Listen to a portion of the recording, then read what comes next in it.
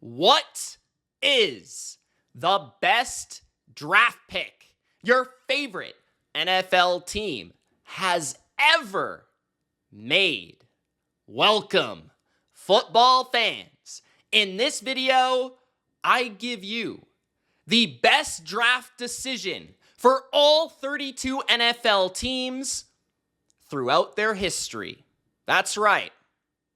From the Cardinals to the Commanders, I'm going to give you the best draft pick based on impact and value. If that sounds good, Gronk, spike the like button. If we get 100 likes on this video, I will release the worst draft pick in NFL history for all 32 NFL teams. That one would be a lot of fun. And of course, don't be a jabroni and subscribe for more NFL videos just like this. Let's get going. Alphabetical order style with the Arizona Cardinals. The best draft pick in Cardinals history is Larry Fitzgerald, third overall in the 2004 NFL Draft. Now, this is an example of impact over value. Obviously, Larry Fitzgerald went third in a draft. That is quite high. The reason I have him as the Cardinals' choice is because he's an 11-time Pro Bowler. Probably the best player in their franchise history. Definitely the most consistent. One of the greatest receivers of all time. But he made the biggest impact when he played for the Cardinals. They had a lot of success. He was the biggest reason they went to their only Super Bowl in franchise history. That is why Larry Fitzgerald, for what he stood for on the field, for his production, that is why he is the best draft pick. And then you combine that with the fact that you look at the first round and the wide receivers that were taken, okay? Roy Williams was taken not long after that. Reggie Williams, an even worse draft pick, not long after that. Lee Evans, Michael Clayton, Rashawn Woods, Michael Jenkins. They were all taken in the first round of that draft. Only one Pro Bowl combined for the rest of the receivers taken in the 2004 NFL Draft, that first round. And there was a lot of them taken.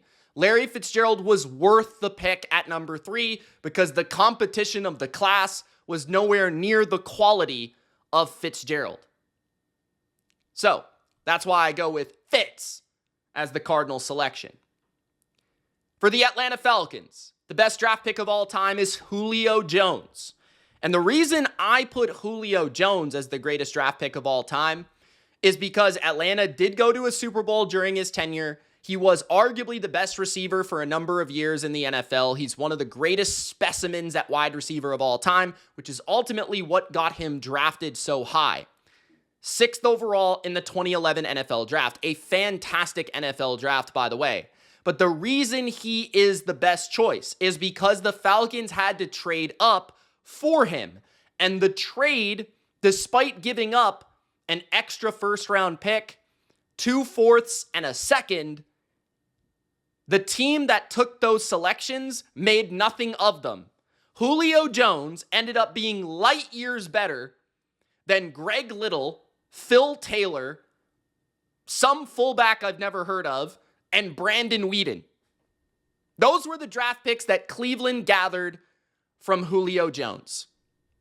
That is why the Falcons made a bold decision to move up in the draft and to select Julio Jones. And it paid off. 7 Pro Bowls, 166 games played in his NFL career, 2 All-Pros with the Falcons, 13,000 receiving yards. Fast, big, strong, could run routes at his size like no one else. One of the greatest catches that gets forgotten in Super Bowl history, Julio Jones is the best pick because of the bold decision to get him and then how it actually equated to success after that. Next up, we have the Baltimore Ravens selecting Ray Lewis. Now, this one I think is fairly obvious. I guess you could make an argument for Ed Reed, but Ray Lewis was a member of an additional Super Bowl victory.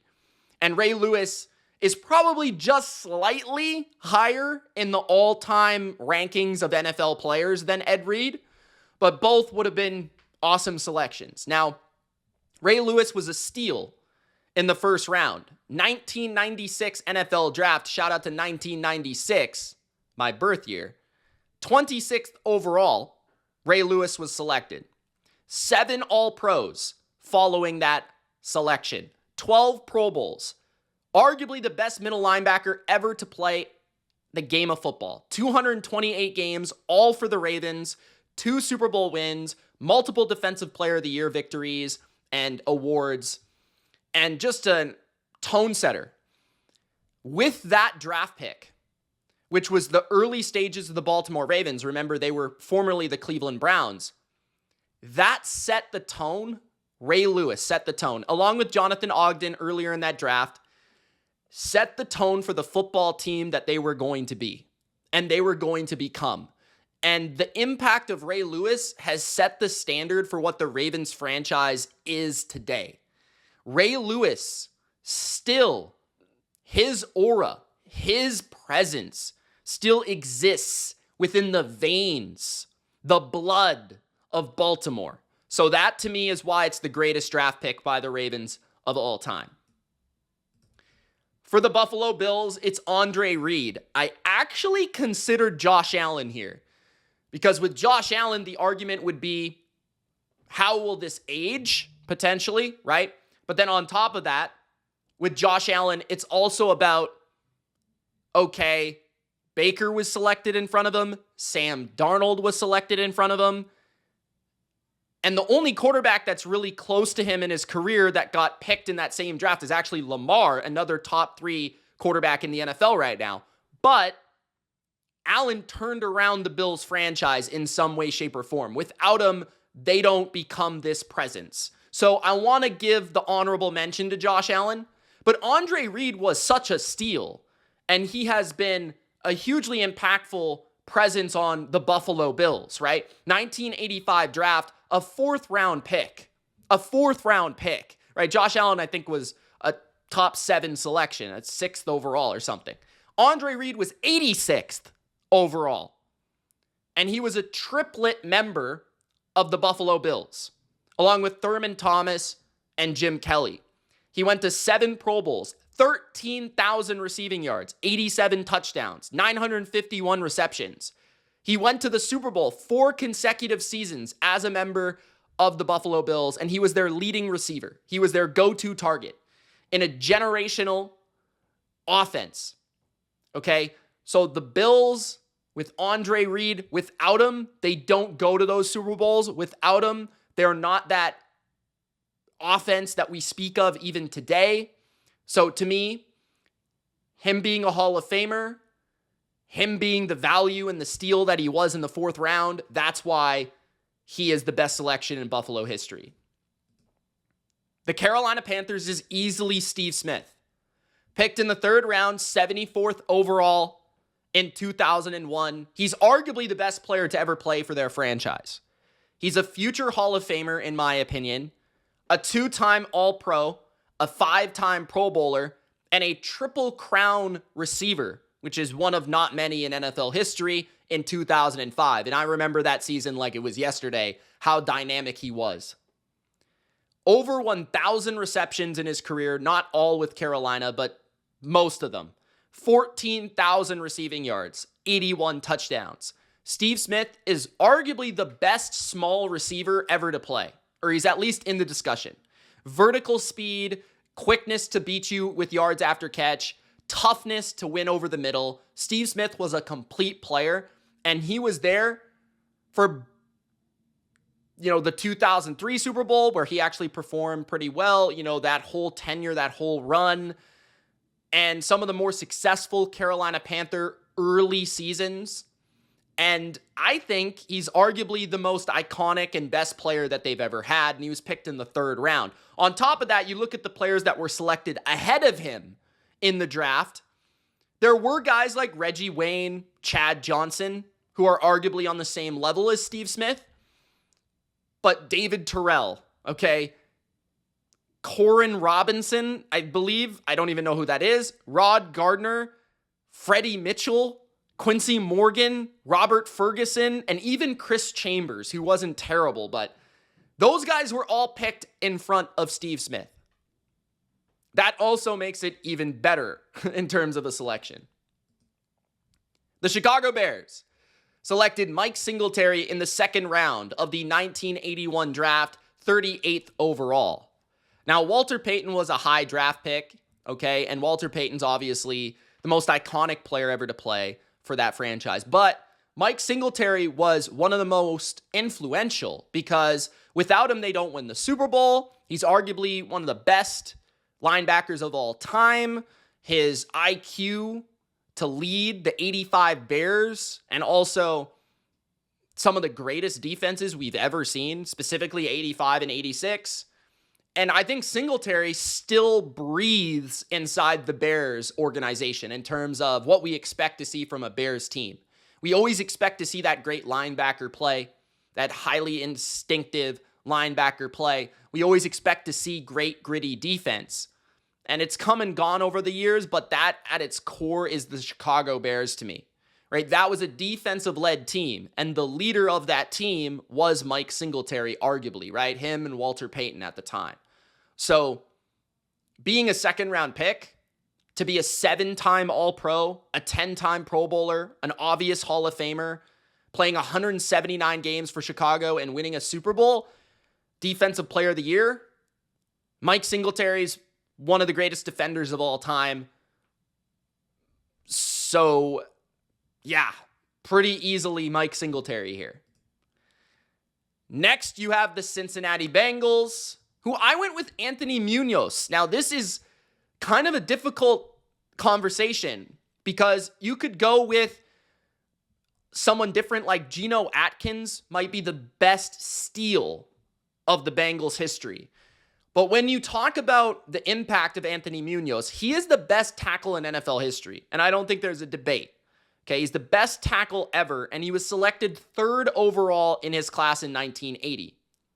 He was a 9-time All-Pro and 11-time Pro Bowler. A 9-time All-Pro is ridiculous, playing 185 games for the Cincinnati Bengals.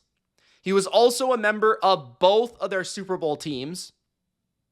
The teams that went to the Super Bowl did not win, obviously, but went to the Super Bowl, okay? And this is an interesting stat. Munoz had 5 more All-Pros than the entire first round of the 1980 draft. Only 3 other players were an All-Pro at any point in their career. The 1980 first round was historically awful. So for a player like Anthony Munoz to be the best player ever at his position, almost without debate, like maybe there's a couple guys in that conversation, for him to go 3rd, not be the obvious first pick, and for the rest of the draft to suck is why he's the best pick. Because the Bengals, they could have screwed that up very easily, okay? So that's why I have them there with Anthony Munoz as their best pick. Jim Brown is the best pick the Cleveland Browns ever made. And I understand that Jim Brown was a 6th overall pick in his draft class, but it's Jim Brown. You're telling me that 5 players went ahead of Jim Brown in an NFL draft after seeing him play 2 sports at an all-time level in college? I don't know. Something's fishy about that. Right? Jim Brown was also an iconic, dominant lacrosse player, by the way. And Jim Brown went behind another running back in Paul Hornung of the Green Bay Packers, who's also a good player, very good player. But he wasn't Jim Brown. All right, John Arnett, who I've never heard of, was also selected in front of Jim Brown as another running back. So 2 running backs were picked ahead of Jim Brown in one draft. There aren't 2 running backs better than Jim Brown in the history of the NFL. Why? Jim Brown led the NFL in rushing yards 8 of his 9 seasons. Yeah. 3-time MVP, a champion as well, and an 8-time first-team All-Pro. Jim Brown is probably, or arguably, along with Jerry Rice, the best skill position player of all time. And the best football player not named Tom Brady of all time. He's in that discussion. So, to me, that's why it's the best pick. Not only was he the most impactful to their franchise, his name is literally the name of the franchise, although I know that Paul Brown, it's just funny how it's Jim Brown and Paul Brown as their most iconic members. And he, throughout his life, carried that legacy closely to Cleveland as well. So Jim Brown is the best pick of Cleveland, obviously. The Dallas Cowboys, it's got to be Roger Staubach. This one is ridiculous. 1964 NFL draft, one of the greatest quarterbacks in NFL history, was selected in the 10th round. The 10th round. 129th pick. Now, 129th pick would be like the late 4th or the 5th round, I think, nowadays. But still, the 10th round of his draft. Now, some of that has to do with he was in the Navy, I believe.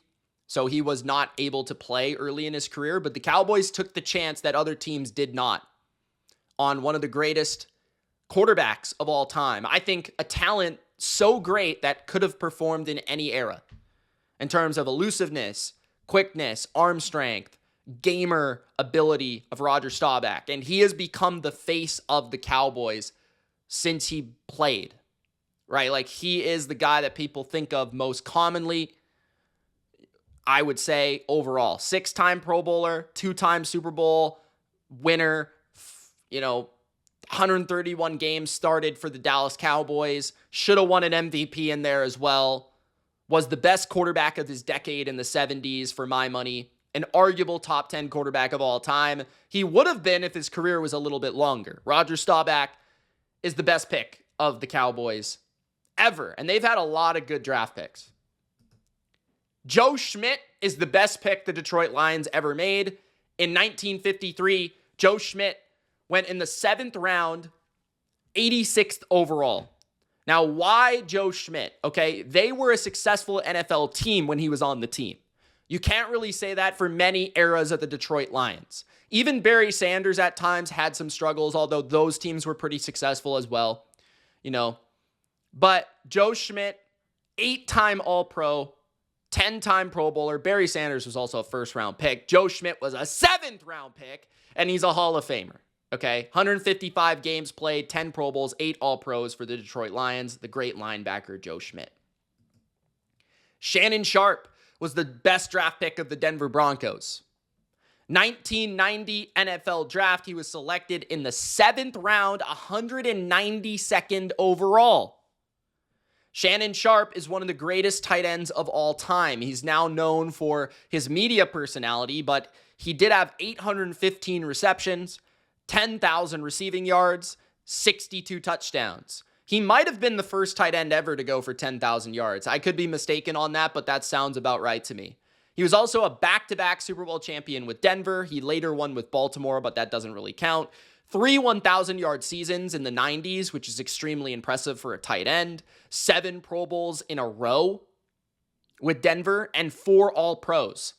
Shannon Sharpe, very good athlete, very good receiver, kind of changed the position in some ways. He was one of the guys that started to really take off, post Kellen Winslow. I feel like Shannon Sharpe was a big influential member for the tight end position for the guys to follow in the 2000s and the 2010s. So Shannon Sharpe, excellent player, obviously won the Super Bowls with the team, and he was an absolute steal in the 7th round. Bart Starr was the best draft pick that the Green Bay Packers ever have. And I just realized that Denver should have went ahead of Detroit. But we're all good. Bart Starr was the best draft pick of the Packers' history. Okay? In 1956, Bart Starr, their 2-time Super Bowl winner and their 5-time champion, was selected 200th overall in the 17th round of his draft. Basically a walk-on, okay? He was a 4-time passer rating leader in the NFL, a 2-time Super Bowl champ, a MVP, a 5-time champion, the quarterback of the first NFL dynasty. A great leader and an iconic player that honestly you cannot tell the story of the NFL without. So Bart Starr, one of the greatest of all time, steal and a half, 200th overall, 17th round. J.J. Watt is the best draft pick the Texans ever made. In 2011, they selected him 11th overall in the first round. Now, the reason I have J.J. Watt as the best pick, because players such as Blaine Gabbert, Jake Locker, and Marcel Darius were picked ahead of him. And also, he was in one of the best top 10s or top 12s in NFL history, right? Cam Newton, Von Miller, A.J. Green, Patrick Peterson, Julio Jones, Aldon Smith, and Tyron Smith. We already talked about Julio Jones.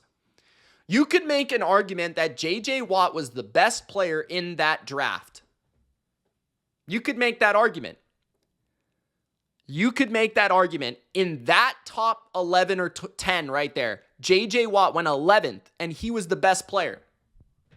5-time All-Pro, 5-time Pro Bowler, 3-time Defensive Player of the Year, 2-time 20-sack man, nearly an MVP. He was so dominant.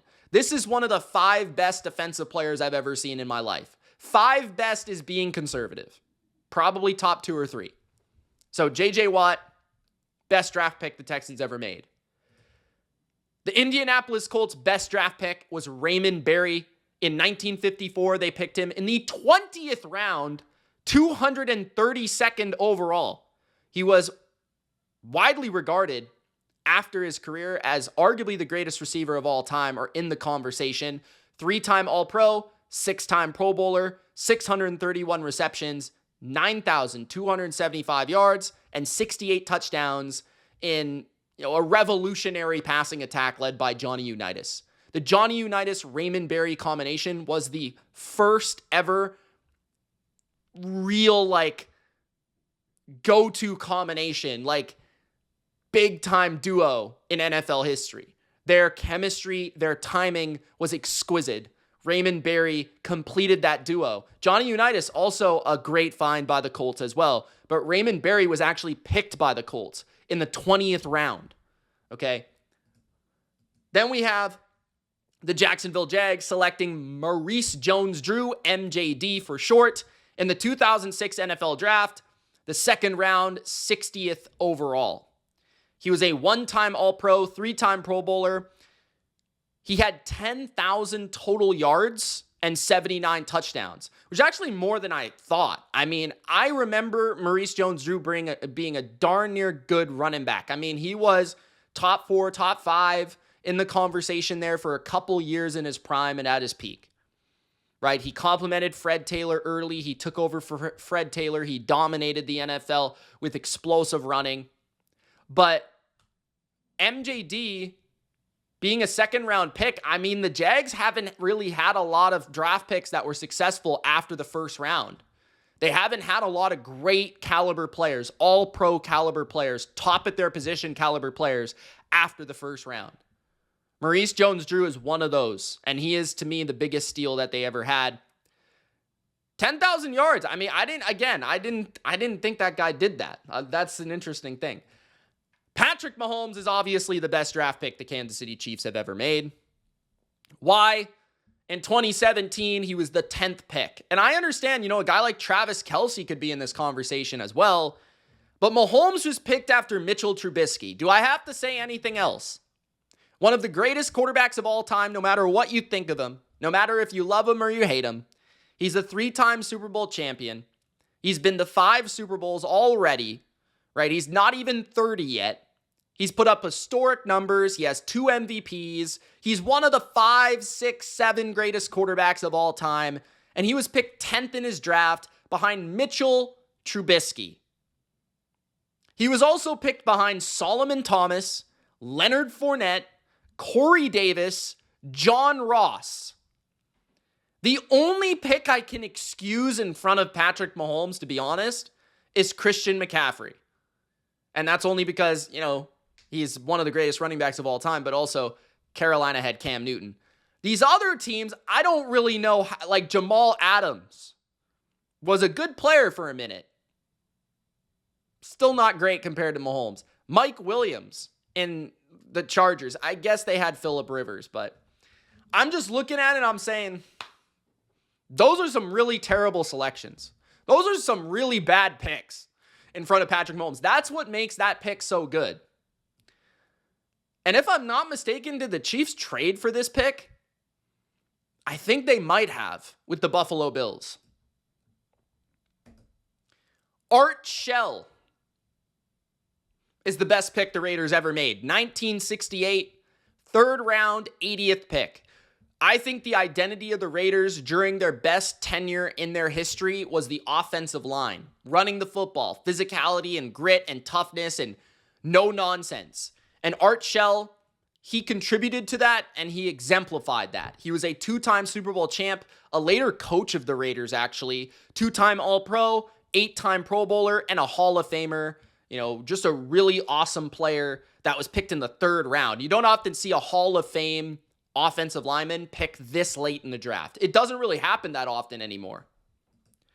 Dan Fouts is the best selection the Los Angeles Chargers ever made, technically the San Diego Chargers, but nonetheless, Fouts was selected in 1973 in the third round, 64th overall.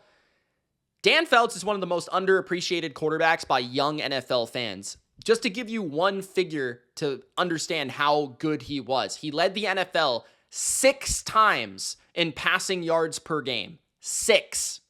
This guy led Air Coryell, one of the most iconic and, in my opinion, revolutionary offenses in NFL history. He had a huge influence over the later 7-on-7 approach of the NFL, the later push of the passing game, right? Especially downfield passing game. A 2-time All-Pro as well. Dan Fouts was right up there with Dan Marino and Joe Montana in the 80s. He was one of the best quarterbacks in that decade. Deacon Jones was easily the best pick the Los Angeles Rams ever made, the man that coined the term sack. Deacon Jones has historic numbers, mythical level numbers. He had 3 21-plus sack seasons in an unofficial grading. 5-time All-Pro, 8-time Pro Bowler. He's arguably the best pass rusher in NFL history.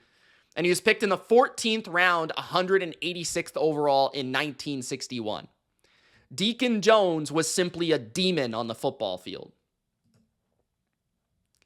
Next, Dan the Man Marino, selected 27th overall in the first round of the 1983 great quarterback draft. That is still the greatest quarterback draft in NFL history.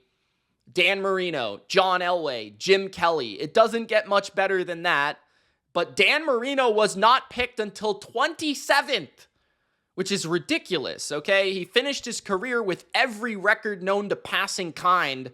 He has the greatest season, for my record, in NFL history by a quarterback in 1984, revolutionizing the NFL. He has one of the best releases, arms, accuracy, and pocket presences in football history. You look at that draft, I mean, Elway, Dickerson, Bruce Matthews, Jim Kelly, Darrell Green, went actually right after Dan Marino, which is crazy. Crazy good draft, but Marino should have definitely went a lot higher. There was some weird questions about him in that draft class. Fran Tarkington was the best pick by the Vikings and still is. Third round, 29th overall in 1961. Without Fran Tarkington, the Vikings don't get to all those Super Bowls in the 70s. He went to 3 Super Bowls, and yes, he lost all of them. But what he did achieve was he led the NFL in yards, touchdowns, and completions 1 time. He also retired with those records for a career. Touchdowns, yards, and completions, okay? He was a 9-time Pro Bowler, a 1-time All-Pro, an MVP in 1975, one of the best scrambling quarterbacks in NFL history. Fran Tarkington is still their best quarterback that's ever played for them. This one's kind of obvious. The New England Patriots, best draft pick of all time, might be the best player of all time, Tom Brady. You could say it without looking it up. The 6th round, 199th overall in the 2000 NFL Draft. Tom Brady told Robert Kraft he was the best decision his franchise had ever made. And he was right. He won 6 Super Bowls for the New England Patriots. He went on to become the greatest of all time, the biggest clutch performer of all time, the mentally toughest quarterback and player in NFL history, the longevity GOAT, the GOAT in general, the absolute detail, precision that all quarterbacks after him will be measured by, the mythical figure of the NFL for years to come, the Michael Jordan of football, Tom Brady. Nothing else has to be said. Next, we've got the New Orleans Saints. Jari Evans was their best pick. In the 4th round, 108th overall in 2006. He went on to win a Super Bowl with the Saints, which was their only Super Bowl win ever. And he was one of the best guards in football during his prime. 4-time All-Pro, 6-time Pro Bowler. I believe he was a member of one of the all-decade teams, or he might have just been one of those guys that cross over and kind of forgotten. But in the 4th round, again, we've talked about this already. There aren't a lot of offensive linemen that are this good. 4-time All-Pro, one of the legit best guards, arguably at times the best guard in football, okay? And a big part of that Sean Payton offense that I thought was at the forefront of the NFL in New Orleans.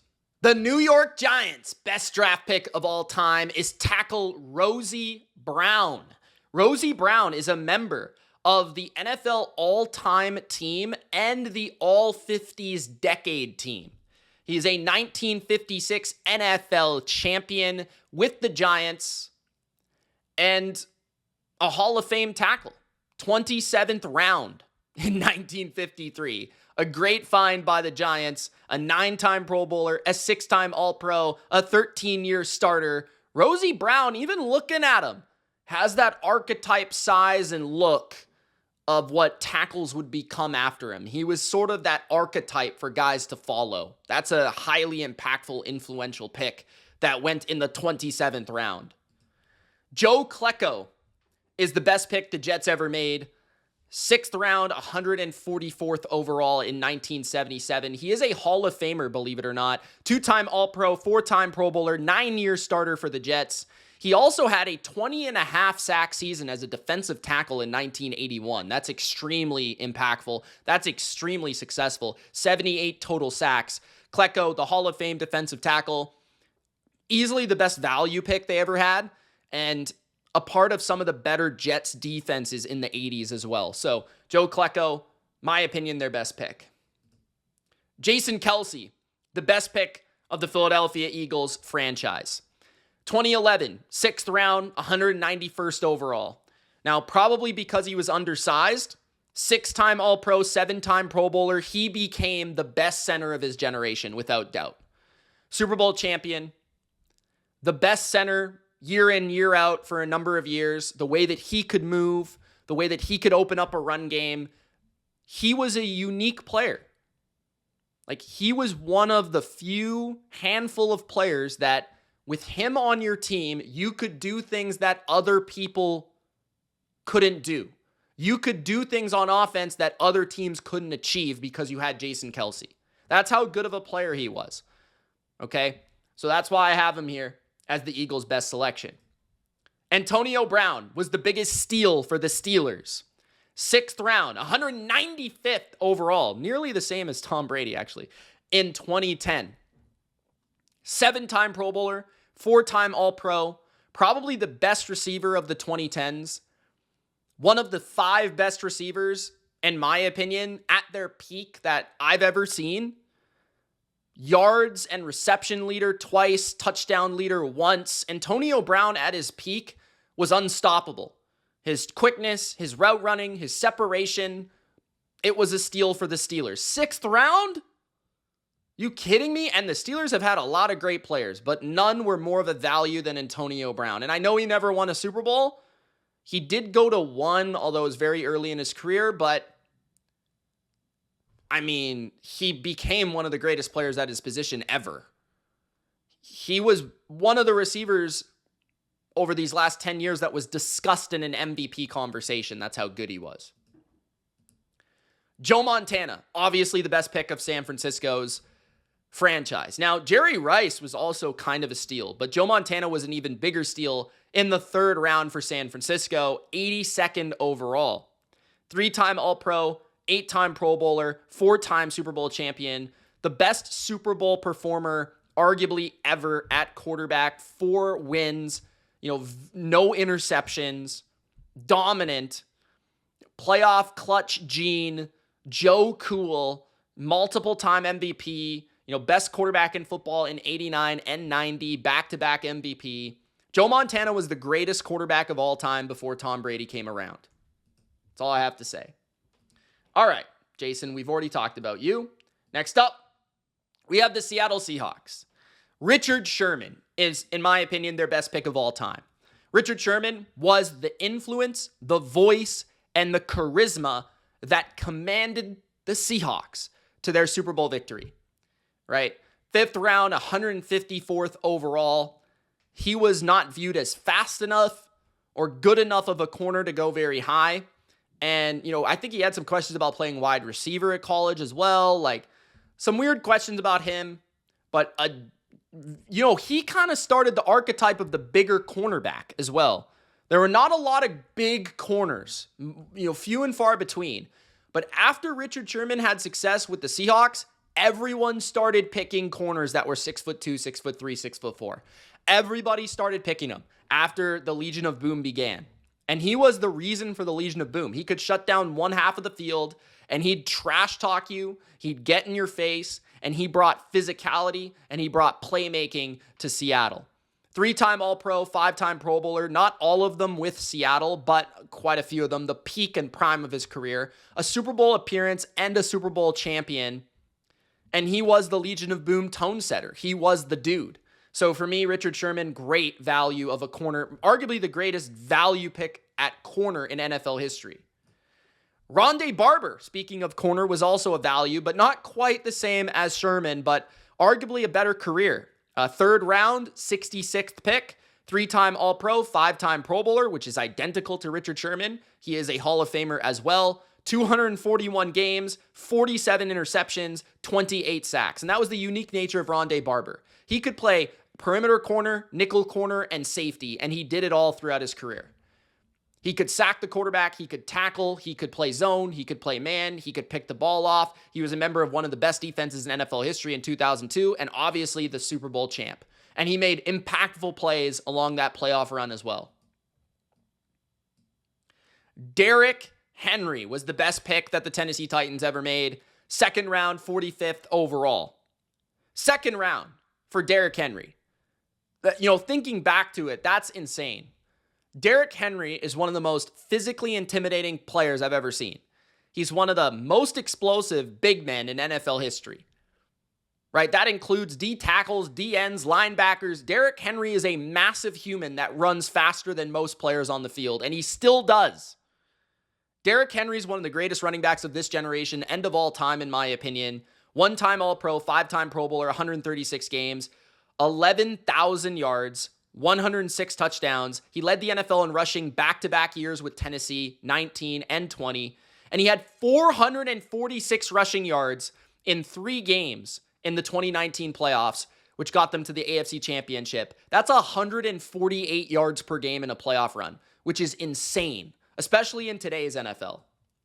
And the final pick, best pick, the Commanders.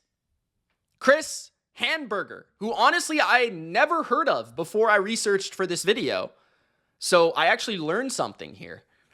18th round, 245th overall, 3-time All-Pro, 9-time Pro Bowler, 187 games played, a big member of some of the better Commander teams or Washington Redskin teams. I don't care that I said it. I said what I said. Because that's the team that won those Super Bowls, okay? 19 interceptions, 45 and a half sacks, and a Hall of Famer. One of the low-key best linebackers of all time, and I'd never really even heard of him before. So, yeah, that's a good way to cap it off. A good way to top it off with the Commanders. Thank you guys for watching. If you enjoyed, Gronk. Spike the like button, 100 likes, and I'll bring you the worst draft pick in NFL history by all 32 teams. Thanks for watching. It's Mitch. We'll see you in the next video. Peace.